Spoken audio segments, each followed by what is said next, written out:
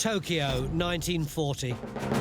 Prior to the Pearl Harbour attack, Emperor Hirohito and his military generals had a plan in place to expand the Japanese empire.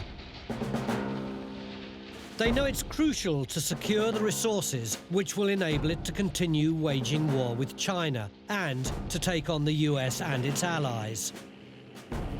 Their target, the British colonies of Southeast Asia.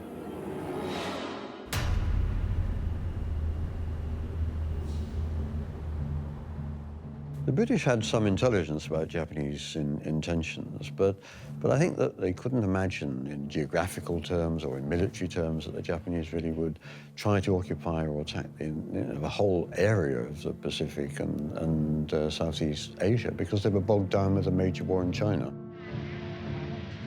When the British Army and the Royal Navy looked at the possibility of being attacked by the Japanese, they took a view that was profoundly, wrongly, horribly racist.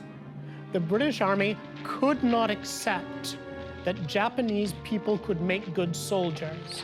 We refused to believe that people we had always thought of as racially inferior could possibly beat us in a fight, because the British Empire assumed that Japanese people were racially inferior to British people.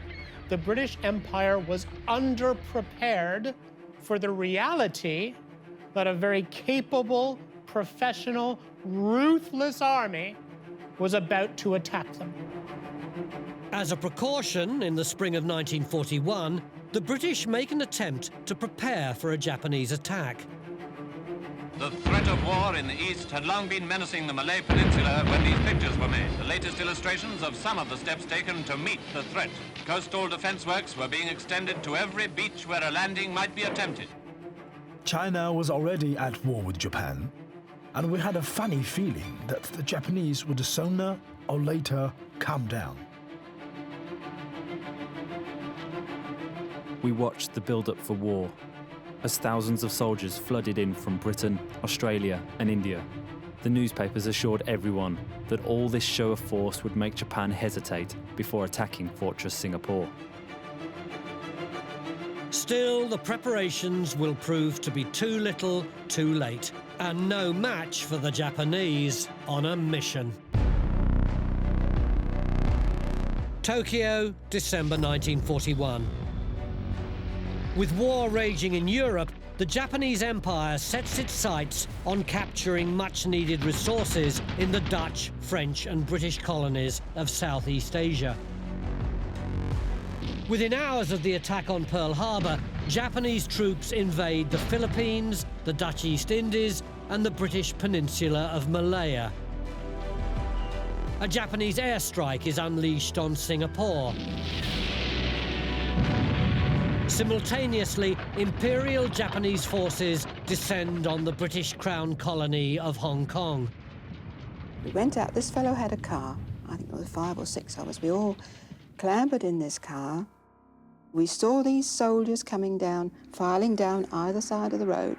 We waved to them, carried on. We decided to climb to the top of this hill, and when we got to the top, I thought, well, that's funny, what's happening down there? All the ships were going out of Limoon Pass, and we just could not understand what it was all about. And it wasn't until the next morning when they bombed Stanley that we knew what it was about.